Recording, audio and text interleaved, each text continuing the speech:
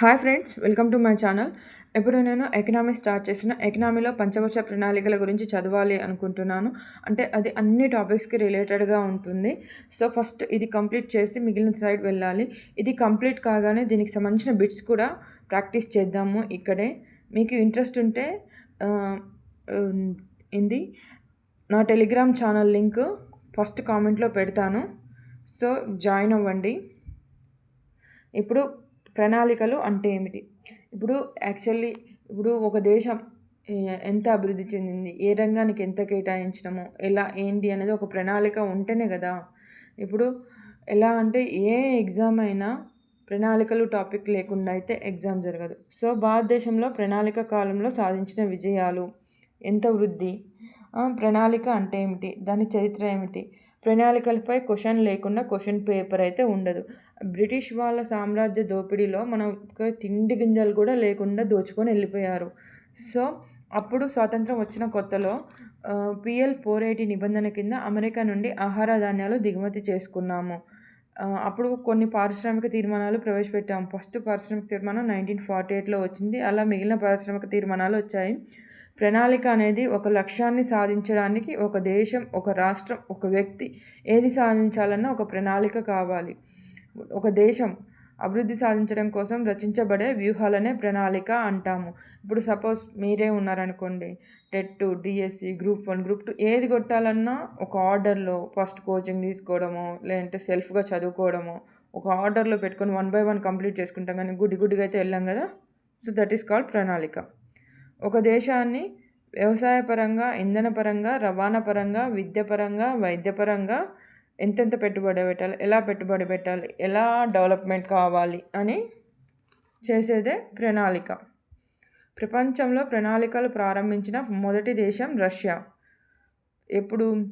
1928లో ప్రవేశపెట్టింది ఎవరంటే, ప్రారంభించింది స్టాలిన్. ప్రపంచంలో తొలి ఆర్థిక మాంద్యం అంటే ఆర్థిక వ్యవస్థలో ఉత్పత్తి ఆగిపోయే పరిస్థితిని ఆర్థిక మాంద్యం అంటారు.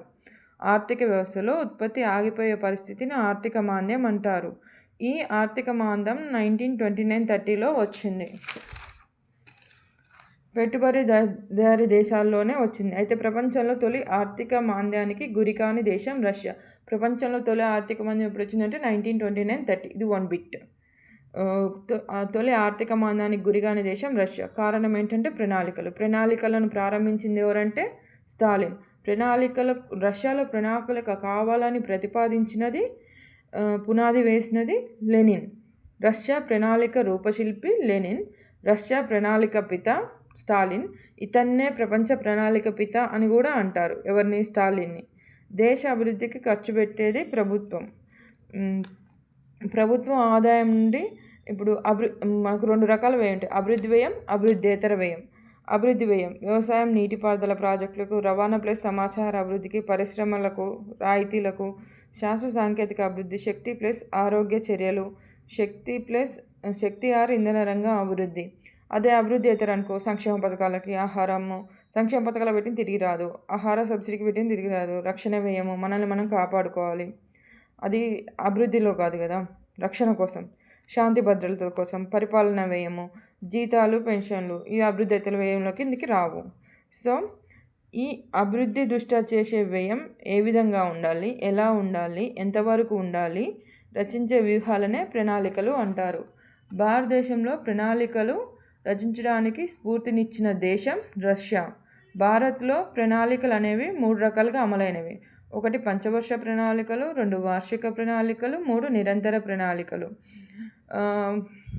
వార్షిక ప్రణాళికలు అంటే 1 సంవత్సర కాలానికి రూపొందిస్తే అవి వార్షిక ప్రణాళికలు, అది స్వల్పకాలిక ప్రణాళికలు.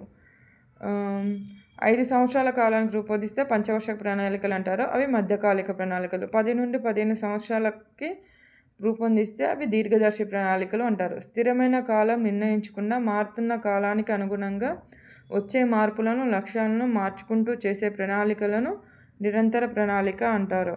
లక్ష్యాలను మారుస్తూ సరళత్వానికి అవకాశం ఉన్న ప్రణాళికను నిరంతర ప్రణాళిక అంటారు. అంటే ఇప్పుడు దేశ ఆర్థిక పరిస్థితి ఇవాళ ఉన్నట్టు రేపు ఉండదు, రేపు ఉన్నట్టు ఎల్లుండి ఉండదు. సో నిరంతరం మార్చుకోవడం అనమాట. That is called rolling plan. ఇండియాలో పంచవార్షిక ప్రణాళికలు మొత్తం 12 అమలైనవి. ఇండియాలో వార్షిక ప్రణాళికలను 2 సార్లు ప్రవేశపెట్టారు. 1966-69, 1990-92. వీటిని ప్రణాళిక విరామం అని కూడా అంటారు. 1966-69 మధ్యలో 3 years, 1990 నుండి 92 వరకు 2 years, మొత్తం 5 వార్షిక ప్రణాళికలు. ఇండియాలో నిరంతర ప్రణాళికలను 1978-80 మధ్యలో అమలు చేశారు. అంటే ఒకేసారి, కాకపోతే నిరంతర ప్రణాళికలు అనేవి ఒకసారి ప్రవేశపెట్టారు. 2 years వస్తున్నాయి కదా, నేను 2 times అని రాసిన. భారత్కు ప్రణాళికలు అవసరమని పేర్కొన్న మొట్టమొదటి వ్యక్తి మోక్షగుండం విశ్వేశ్వరయ్య. ఈయన ఒక ఇంజనీర్. ఈయన కర్ణాటక రాష్ట్రానికి చెందినవాడు. ఈయన భారత్కు ప్రణాళికలు అవసరమని ఫస్ట్ టైం చెప్పాడు. ఎప్పుడంటే 1934లో ఏ ప్లాన్డ్ ఎకనామీ ఫర్ ఇండియా అనే గ్రంథంలో. అతని బుక్ పేరు ఏం పేరంటే ఏ ప్లాన్డ్ ఎకనామీ ఫర్ ఇండియా. అతను ఒక ఇంజనీర్ కాబట్టి ఒక దేశం ఎలా ఉండాలి, ఎలా నిర్మిస్తే, ఎలా ఎకనామీ పరంగా ఎలా ఉండాలో చెప్పాడు. సో అతని బుక్ ఏంటంటే a planned economy for India. Mokshagundam Visvesvaraya birthday వచ్చేసి September 15, 1861. September 15ని celebrated as a engineers day in India, national engineers డేగా సెలబ్రేట్ చేస్తారు. యాజ్ యూజువల్గా శ్రీలంక, టాంజానియా కూడా ఇంజనీర్స్ డేని సెలబ్రేట్ చేస్తుంది September 15. ఇతని విశ్వేశ్వరయ్య పేరు మీద ఐరన్ అండ్ స్టీల్ ఫ్యాక్టరీ కలదు. సో భారత ప్రణాళిక పిత వచ్చేసి విశ్వేశ్వరయ్య. రష్యా ప్రణాళిక పిత వచ్చేసి లెనిన్ కాదు, స్టాలిన్. భారత ప్రణాళిక రూపశిల్పి వచ్చేసి జవహర్లాల్ నెహ్రూ. రష్యా ప్రణాళిక రూపశిల్పి వచ్చేసి లెనిన్. ప్రపంచ ప్రణాళిక పిత వచ్చేసి స్టాలిన్. రష్యా ప్రణాళిక పిత కూడా స్టాలినే.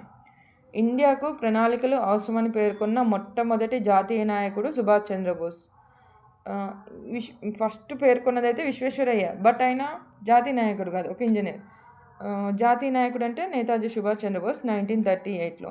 ఇండియాలో ఎన్ని ప్రణాళికలు అమలైనాయి అంటే మొత్తం 3: పంచవర్ష ప్రణాళికలు, వార్షిక ప్రణాళికలు, నిరంతర ప్రణాళికలు.